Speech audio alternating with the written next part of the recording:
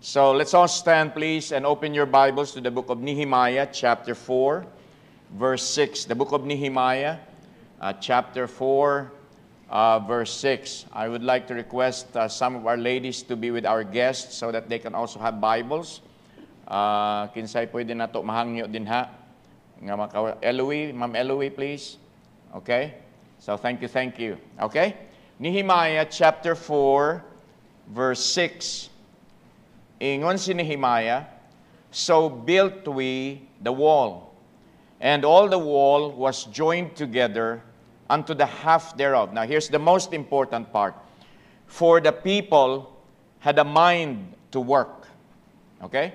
They accomplished things. They were able to do something great because the people had a mind to work. Amputa, Father in heaven, thank you for this evening. Thank you, Lord, for my brethren who are here. Brethren, Lord, who are watching online. Na ako'y mga kaigsuunan, Lord, nga naga-travel. I pray for Pastor Kent and Pastor Mark. I hope nga makasakay gid sila, Lord, og eroplano karong gabi in going back to Cebu. I pray, Lord, for Doc Ace, Doc Mighty, Doc Lindy, Ma'am Ethel, as they fly to South America. Allow them, Lord, safe passage. Please keep them healthy and bring them back safe, Lord, palihog. I pray for those who will be traveling tomorrow also. I pray, Lord, nga ikaw, Lord, magpanalipod. Tagay ko, Lord, og langit nun nga kaalam palihog sa pagdala sa imong pulong. And may your name be glorified tonight. Saylo ako, Lord, sa akong mga kalapasan palihog. In Jesus' name, amen. Thank you, and please be seated. Now, we know the story about Nehemiah. He was a worker in the palace of the king in Persia. And then, kahibaw siya, nakadungog siyang ang walls of Jerusalem are down. And because the walls are the protection of the city. And so, niadto siya sa Jerusalem with the permission of the king, with the support of the king. And together with the people there, they raised up the wall again. So mga igsuon, the wall is a picture of protection. And this church and our individual, all homes that are represented here, all families that are represented here are to be protected by the walls of strict adherence to biblical principles. Okay? Dapat naa ang wall of Bible reading, naa ang wall of prayer. There should be the wall of separation from the world. And these are the walls that would protect the church, that would protect the homes. And salamat sa Ginoong we can find strength and we can find guidance in what the Bible says. So as we look forward, mga kaigsuunan, sa mga coming mga projects, mga big ticket projects, so to speak, usay mga tawa lang ni Brother Samuel kay tanaw na mo ang bank account sa church unya masukol taan ni Brad nga million. We're talking about millions, and we don't even have millions in the bank. But the history of this church would always tell us nga bisag unsa kadagko ang project, dako magud ang Ginoo. And I always believe in Jeremiah 33:3. Okay? And that verse has never failed me ever since. That verse has never failed this church ever since. This building, mga kaigsunan, is a testament of the goodness of God. This is not a testament of our financial capacity because we don't have that. But this is a testament of the goodness and the faithfulness of God, that even though we cannot do it on our own, na ay Ginoo nga gamhanan, and it is just a matter of us claiming His promises in the Bible. So mga igsoon, I have always said this, I do not force anybody here, especially when it comes to finances. Na ay ubang mga Baptist nga mga pastor nga mamugos sa mga membro. I'm not like that. And you can testify that. I cannot force you. I cannot, paghatag na mo. I do not do that. Diba? Every time we have a project here, I will always encourage you to give. But it has to be done with happiness. If you are not happy in giving, if you are not willing to help, by all means, ayaw. Kung muhatag naman lang ka, unya gabagot-bot ka, ayaw. Kaya di magyapon ka i-bless sa Ginoo. So kung muhatag naman lang ka para sa buluhaton sa Ginoo, kanang malipayon ka. Ang dili baya mo pwede magmalipayon kung gipugos mo. O, di ba? So dapat dili wa man tay pinugsanay din eh. But I will always tell you that mga kaigsuunan, dapat naatay willingness to work together. And so we should have the theme spiritually, numerically, financially build for the Lord. Okay? This is not for me. It is not for my legacy or even for the legacy of my father. It is not for the legacy of somebody else. It's for the legacy of the Lord Jesus Christ. Kung unsa siya kamatinud-anon sa atong church. Okay? So mga kaigsunan, here, the people under Nehemiah sacrificed for the work of the Lord. And they had a mind to work together. They had a cooperation that defied the enemies. Di ba, naaman tong mga kontra nga, dili sila gusto nga mubarog o balik ang walls of Jerusalem. Because if the walls of Jerusalem would be up and protecting the city again, di sila basta-basta maggawas-sulod. Di sila pwede nga makasulod, unya mangawat, unya manghilabot, unya mugawas lang. Naana may kural. Unya kung naay kural, na maginay gate. Kung naay gate, na may gwardya. So maglisod sila. And so they were doing their best to oppose that project of Nehemiah, of rebuilding the walls. Now, sometimes, din sa atong church, there are people who oppose the progress of the church. I hope wala na sa atong church. Mawala na kung naamanggaling. Nga whatever we do for the progress of the church, for the moving forward of our ministries, and we have plenty of ministries and we thank the Lord for that. I don't want anybody to hinder the growth of our music ministry. I don't want anybody to hinder the growth of Good Shepherd Christian Academy, the growth of our deaf department, deaf ministry, the adults ministry, the youth ministry. And I don't want anybody to interfere or to hinder the work and the growth of world missions in our church. Dapat mga kaigsuunan, na we have reached a turning point in our church nga we are supporting more than 295 missionaries worldwide. Wala pa'y labot ng dinhi sa local, dinhi sa Philippines, sa domestic. And mga igsuon, kinahanglan nga, we have to work together. Nobody should hinder. Remember, you are placed by God in this church to be a blessing, not a burden. Okay? A help, not a hurt. Kana. Na may uban good nga kanang, they don't care what they say, they don't care what they, kanang, what story they create, basta lang good, makasulti lang good ko sa akong gibati, bahala mga guba ng inyong mga relasyon diya, basta kay makasulti lang yung ako. There are people who are like that. But I hope we are going to mature as a church and learn that we are to work together. In other words, we need teamwork. And by the grace of God, I thank the Lord for the teamwork in this church. But as I have always said, whatever good we are doing, whatever, very good thing we are doing, we can always improve. We can always strive for betterment, for improvement. We can always strive for excellence. So this evening, 3 points. We need a desire to work together. Okay? Kana bang desire kanang naa kay kanang gusto ka mo appeal, no? Kay nomdo mo kanang natay mga projects dire kanang mayon ko nga nagkinahanglan ko og 1,000 pieces of tiles. Ano no, for example. And then you see me bringing my clipboard. Okay, so sa kwan lang niha, sa mga willing lang ni, kung di kaganahan, ayaw good, balibari ko good. Oh. Pero kung willing kaing nako, nga pastor mo appeal ko ana nga project. Unya kay ni appeal man ka nga imong kabubuton, ayaw magreklamo. Wa bitaw ka pugsa, di ba? So, I go around and then I would pastor ako na po, pastor ako 50, pastor ako 100. Pastor kaming duha isa ka tile. Okay, sige. Pastor ako 5, pastor ako 2. And then mga kaigsunan, kanindot ba lamang mahurot na ang tiles. Kumpleto na ko. Namin yung nga, pastor, grabe.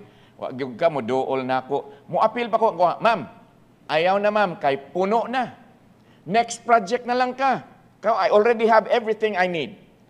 So next na lang ka na, pag-imingon nga, pastor, unsa naman po ng imong clipboard, pa-appeal ako diya. Brad, sorry kayo, Brad. Murag naunhan kas kadaghanan. So next time na lang ka, Brad. Kung nanatay project, next time na lang ka. But I love the willingness, the desire to work together. I love the desire to get involved, to be a participant in something that is very important in the work of the Lord dire sa Butuan. Okay? Salamat nga naamoy ingon ana. But I would like to encourage everybody, even the students. Usay, mas dako patag gasto sa atong load, no? Unya kinahanglan naagyo tay data. And how much is data karon? Kay dili pwede pastor nga mosakay kog multicab unya, di ko kaana-ana bitaw. Kanang mukatol ang akong tudlo. So kinahanglan naagyoy load, naagyoy data. So di ba naman mo ingon ana? But you can help mga kaigsunan. A unit cannot be an effective unit if everybody is a leader. So this is a unit. This is our church is a singular unit. There has to be people humble enough to be followers. I remember years ago when the Kaya Ministry, the Katipunan Youth Alive of Cebu, kanibang organized the first Leaders Alumni Meeting. To ami. Agoy mga kaigsuunan, puro baya leader. So, grabe gyud, puro nindot ang mga idea. So, naglibog ng organize, kinsa may, tamsa, paghilom na good mo, paghilom kay. Puro lagi leader. Mga igsuon, di gyud ta mo lambo kung puro ta leader. Dapat na agyoy pwede mo follow. Okay? Here in our church, I'm your pastor. I'm the leader. Below the authority of the Bible, below the authority of Jesus Christ, who is the head of this church, I'm your leader. However, I listen to your suggestions because many times your suggestions are better than mine. Your ideas are much better than mine. So, siyempre, mas nindot na itong inyong idea. So, mautong atong himuon. O, di ba? Pero naagyod na yung leader. Dapat naagyoy mo lead. So in the church, God has placed the pastor as the human leader. Now, no pastor is perfect. Ako, labaw ng di perfect. However, right-minded members will follow the leadership of the pastor as he follows the leadership of the Holy Spirit in leading the church to move forward. Okay? So mga kaigsuunan, ingon ko sa inyo nga, bisag ako pa'y mo ingon, kung ang akong gisulti labag na sa pulong sa Ginoo, if what I'm saying to you is against the grain of the Bible or against the grain of the principles of God's word, then you have to disobey me, because I may be authority, but this is the higher authority, and there is that highest authority. So ingon si Paul, follow me as I follow Christ. If I'm not following Christ, by all means, do not follow me. Kaya nag-ingon ba ang Bible, we ought to obey God rather than man. Okay? Is that clear? Uy, pag-amen pod mo. Kaya kung di mo mag-amen, ako ning dugayon. Bitaw mga kaigsunan, church ministries can be at their best when followers truly follow their leaders. Now, I thank the Lord for the leaders of this church. I thank the Lord for my associate pastor. I thank the Lord for Pastor Michael. I thank the Lord for the trustees of the church who have been a blessing. Salamat sa mga leaders sa ministry, leaders sa the adults, the youth, the career group, the children's, even the leaders in the children's churches nato every Sunday, the music ministry leaders, and then leaders sa media control ministry, the deaf ministry, sa pa, Good Shepherd, sa pagdiha nga mga ministries, the kanang even mga Saturday extension classes done by the staff and the young people, and some of our students, our blessed ministry. Salamat sa Ginoo ni Ana. I thank the Lord for the leaders who are working together so that these ministries will go forward for the honor and glory of the Lord. Pero mga kaigsuunan, nindot gyud ang ministries kung ang leader mo lead. O niya ang mga followers mo follow. But Pastor, I want to be a leader. I have this strong desire to be a leader. Good. That is a good desire. But remember this, in order for you to be a leader, be a follower first. If you do not know how to follow, if you do not know how to be under subjection, then you don't have the authority to lead. Ano mo lead mga di kay ba mo sunod? Okay? When my father was still alive, I have to submit to his authority. How could I be assistant pastor if I cannot obey the pastor himself? Now karon wala na si Papa, ako na ang pastor. Pero kung dili ko maka-obey sa pulong sa Ginoo, kung dili ko maka-obey sa Holy Spirit, then I don't have the right to lead you. So on and so forth. Okay. Number 2, we need a decision. It's not only a desire. It's not only nga, gusto gid baya ko nga mag-cooperate, ano? Gusto gid baya ko nga mo-appeal, gusto baya ko nga kanang mo participate ko, kanang appeal pug ko ana. Nindot na siya. But there has to be a decision. I'm going to decide. Today, I will join. Ano? So naa kay decision nga mo-appeal ko. Salamat sa Ginoo nga nag-decide na mo nga mo-appeal. In 1 Corinthians chapter 1, please, verse 10. 1 Corinthians chapter 1, verse 10. What does the Bible say? Ingon si Paul diha, now I beseech you, brethren, by the name of our Lord Jesus Christ, that ye all speak the same thing, and that there be no divisions among you, but that ye be perfectly joined together in the same mind and in the same judgment. This is a high level of cooperation. This is a very high level of kanang teamwork.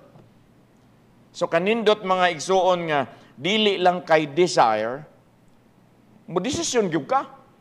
Kaya mo sa man ang imong desire nya wa nimo gidesisyonan nga mo appeal gyud ka. O di ba?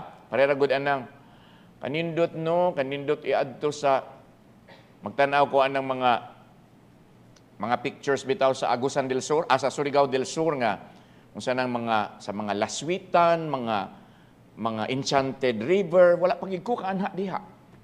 Okay, ko kaanha diha. Nakalabay lang siguro, but I've never been to these places nga duol ra man unta na. Anyway, may ko nga kanindot no, makaanha diha no. Kung kutob ra ka diha, di gyud ka makaadto. Ang problema kay wa hangtod karon wa pag gyud ko nakadesisyon nga moadto kog laswitan. Oh, nga moadto ko anang enchanted river. If I do not make a decision, I will never reach there. So I have to make a decision. It's the same thing with working together. It's the same thing with cooperating together. There has to be a decision. So desiring to work with everybody with one mind is not enough. Kanang, how I wish, no, kanang, maka-appeal pong ko anang kanabitang fellowship sa adults. Ang kutobra ka sa how I wish. Decision nina. Appeal gyud ka. Henry Ford said, and many of you know this, coming together is a beginning. Keeping together, keeping ourselves intact, is progress. Meaning to say, naatay mga disagreements usahay, nya usahay na ay mahiubos kay. Nganong, ang suggestion ni Brad Bibot may gituman, ang ako wa, nga para sa ako mas nindot man tong akong suggestion kaysa suggestion ni Brad Bibot. Nganong ang iya man ang gi-carry, ano? So naay mga inana usahay no nga agrabiya si pastor wa gyud na mapansin akong kamsi kog isa diri kay na ako'y suggestment, correct ba na? Na ako'y suggestion wa gyud mo ni react. Na ako'y suggestion pero wala gyud ko unsa ni, wala gyud ko pansina oh. So naay mga inana. But if we keep together no matter what, many times mga igsuon, we need to overcome our mga kahiubos. Na mo nang ako giingnan ko nga. I think it was my father who told me, mahiubos ka Johnny kung mapahinatas-on ka. Kay dili man ka mahiubos kung tuan na ka sa ubos. Kung mapainobsanon ka, unsaon nimo kahiubos nga tuan naman ka sa ubos. Mahiubos ka kay mapahinatas-on manggug ka. Ako na good ni. Grabe, mas bright pa man ko kang kuan. Ngano ang ilang idea man ang gikere, ngano dili man ako. Mas experience pa man ko ana. So mahiubos ka kay naamang kastaas. So mas maayo mga igsoon nga magpaubos ta. Kung mapainobsanon ka, na dili gyud ka mahiubos kay tuan naman ka sa ubos daan. So mao bitaw nag-ingon nila nga kana siya ceiling kay naas taas. Anang salog mo na silong kay naman sa ubos. Di na tapad man silingan, di ba? So going back nang ni adto mata diha. Anyway, keeping together is progress. Working together is success. Because you see, we cannot work together if we cannot keep together. You know that, right? That's common sense, di ba? So we have to come together. We cannot keep together if we did not come together first. Now, karon, we came together. We gathered ourselves together. And then, moapil mi pastor, moapil ko, ako pod. So, we came together. Now, it's very important that we should keep together. No matter what. Mga kahiubos. Wala na tayo kwarta, pastor. Yung sana na akong snack. Tung una, burger. Nya karon pandesal na lang. O, nahiubos ka. Ayaw na. Keep together. And then, mao na dayon na, we can work together. Tony Robbins said, a real decision is measured by the fact that you've taken a new action. If there's no action, you haven't truly decided. Na, mauna, ga-desire kang to participate, but you did not do anything. Kay wala pa ka mag-decide. Dapat desisyonan na nimo. Okay?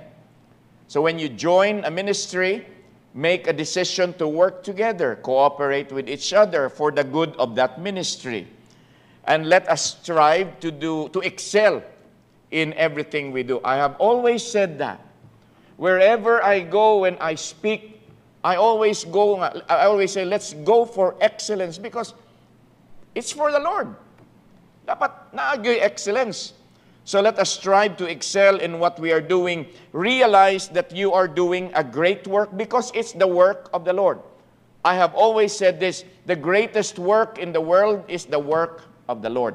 Therefore, make everything you do in that particular work or ministry, make it your masterpiece. Ang pinaka-the best gid nimo imong himuon. So are you decided to be a part of this great work? Have you decided already or desire lang? Dapat naay desisyon.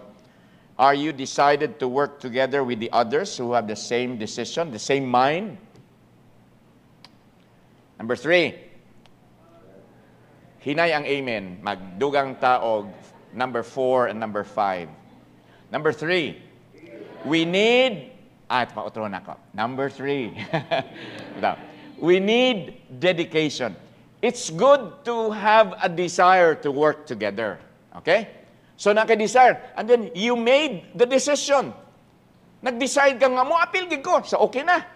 Muna na, we have nag-come together na ta, unya, nag-keep together na ta. Pero, dapat there has to be dedication in working together.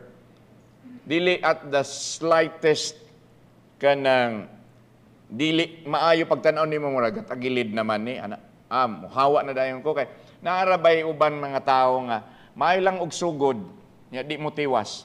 Mao na ang theme dito sa Youth Congress sa Cebu nga kana bang nag-start sila sa race but they did not finish the race. And so when I spoke on the my first nga preaching in the Youth Congress last week, I said nga God did not save us to just start the race. God saved us, graciously saved us, so that we can not only start, but finish the race. And we cannot finish the race when there's no dedication.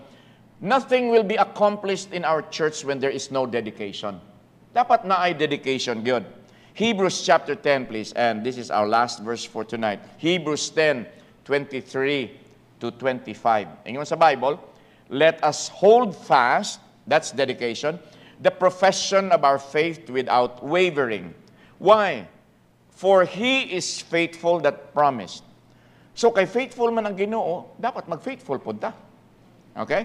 Verse 24, and let us consider one another to provoke unto love and to good works.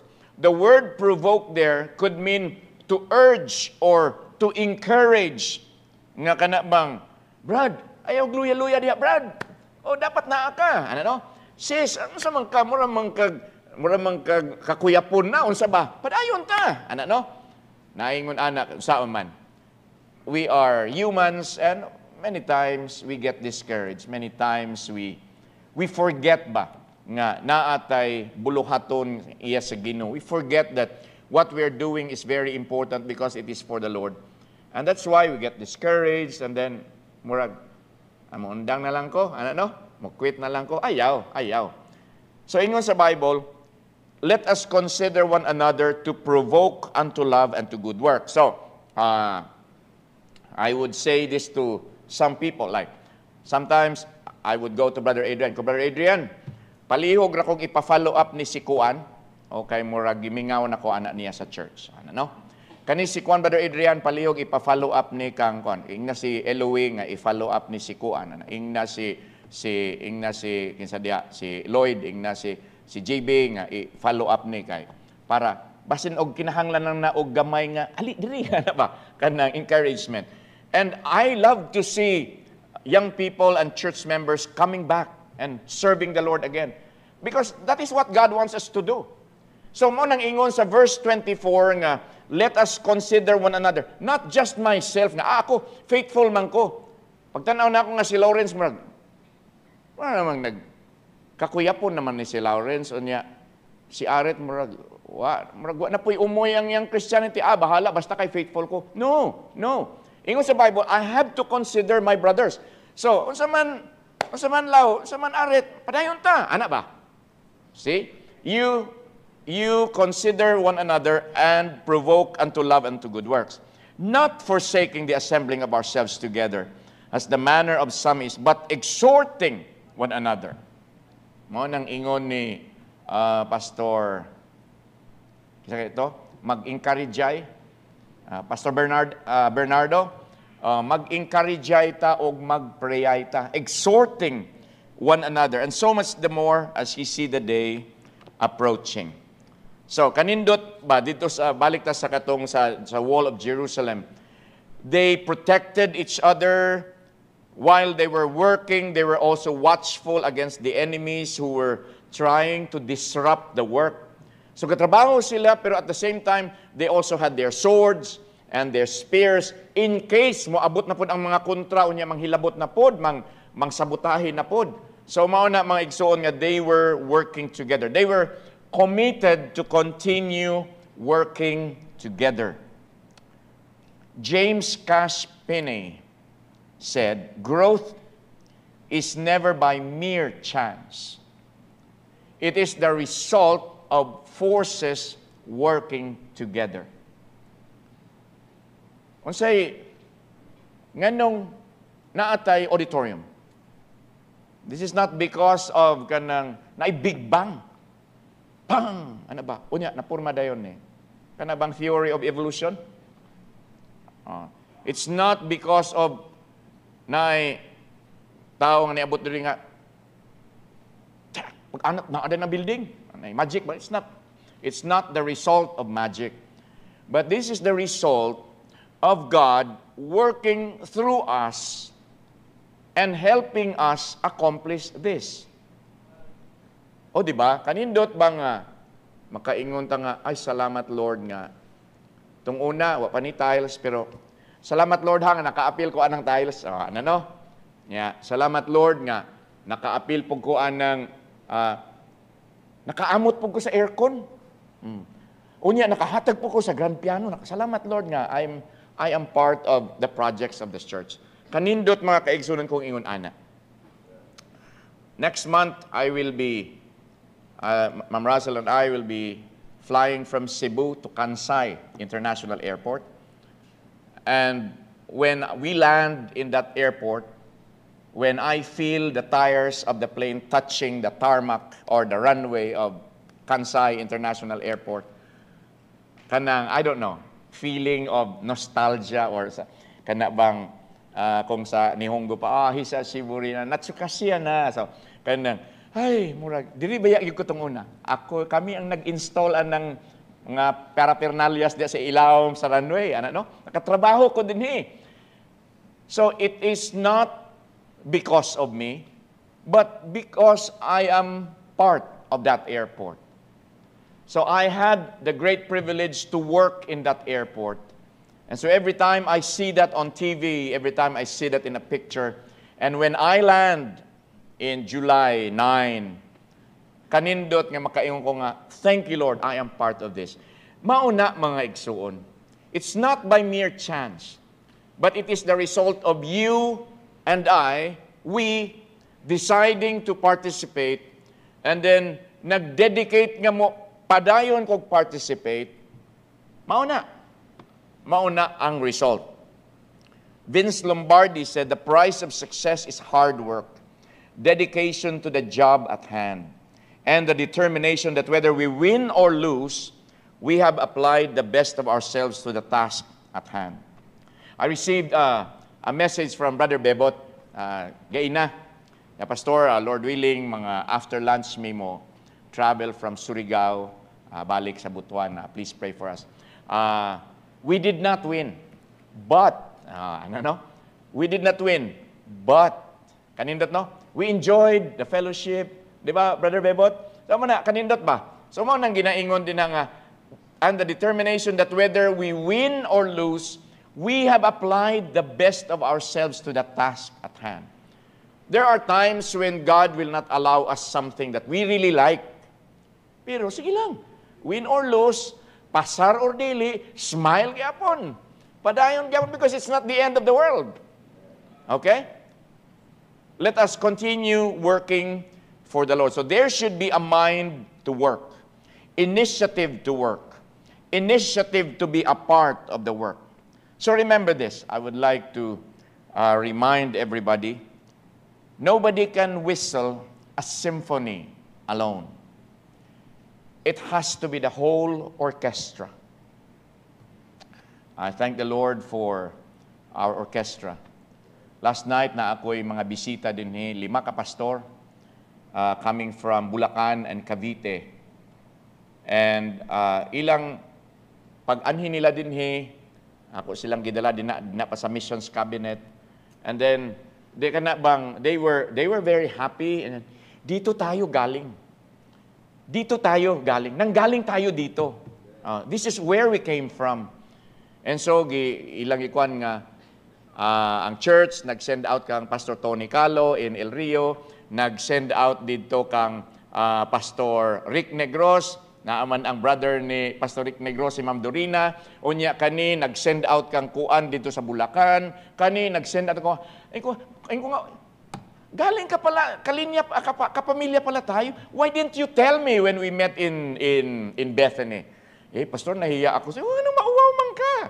But I was happy that they were here last night, and then daghan na sila gipangsulti na, dito kami galing. And isa ka pastor, nag-vlog pa dito sa gawas nga, this is Bible Baptist Church, this is where we came from, etc., etc., etc. Salamat sa Ginoo, ana. Salamat sa Ginoo, ana. Pero kanindot ba, and then they came here, and then they were talking about the orchestra, and then, Pastor, we are following you online, etc., etc. Thank you. But then, mga igsuon, salamat that we can do our best for the Lord. The strength of the team is each individual member. That is why I have always said this, every member of this church is important. Walay membro sa Bible Baptist Church kami nga, ultimo ramang kong membro diha, dili makay ko importante diha. Membro ko pero kuan ra ko, ayaw ng ra. Every member of the church is important. So let me say that the strength of the church or the strength of the team is each member, every one of you. And your strength, individually, my strength is the church, is the team. So, ang kalig-on ani nga simbahan, tungod sa matag-usa ninyo. Ang inyo pong strength, ang atong strength matag-usa, mao ang katibukan. Are you following? So, ayaw na ninyo og kalimti mga igsuon. So, participate. Be an asset, not a dead weight. Dili itong pabigat sa church. In closing, I'd like to remind the church, you are not working for me, but you are working with me, for the Lord. I have always said that to the staff of Good Shepherd. I have always said that to the ministry leaders, to all of those who are working in the different parts of ministry. Dili para sa ako ang inyong trabaho. Ang inyong pagpangabudlay, kuyog nako para sa Ginoo. Because this is not my ministry. This is not my church. This is the ministry of the Lord. This is the church of the Lord. Therefore, let's come together, let's keep together, and work together for the honor and glory of the Lord. Now, I understand that I have been preaching about Christian life, but since we have guests tonight, I would like to share with you the simple plan of salvation. Thank you that you're here, sa among mga bisita, and to those who are here second, third, fourth time, thank you that you're here. But please remember, the most important decision that you have to make is the decision of your eternal destiny. Okay? Ayaw gyud na ninyo i-set aside. Please hear me out. Nowhere in the Bible does it say that salvation of the soul is through membership of the church. Walay simbahan nga makaluwas.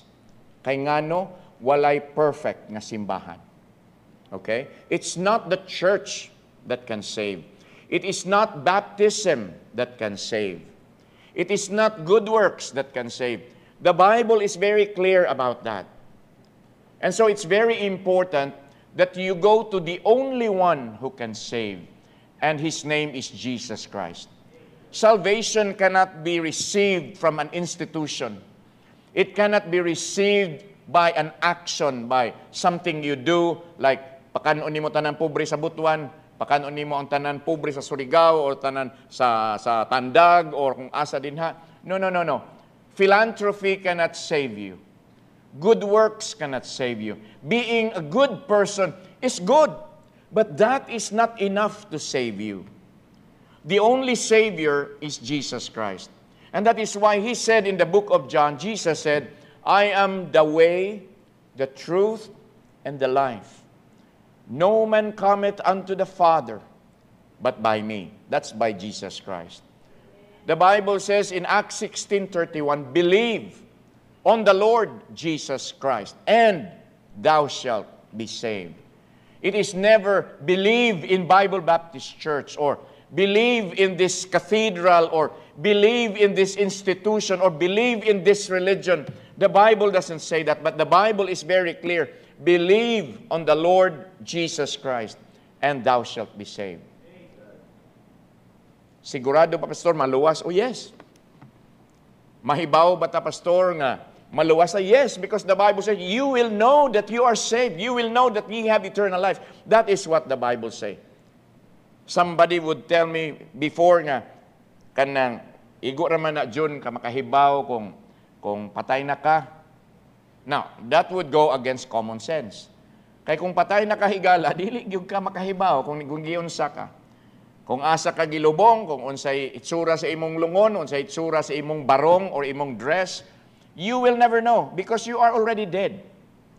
But when you are still alive, while you are still alive, you can make a rational decision to accept Christ as Savior. Dawaton nimo si Kristo bilang imong manluluwas sa imong kalag. Because that's the only way to heaven.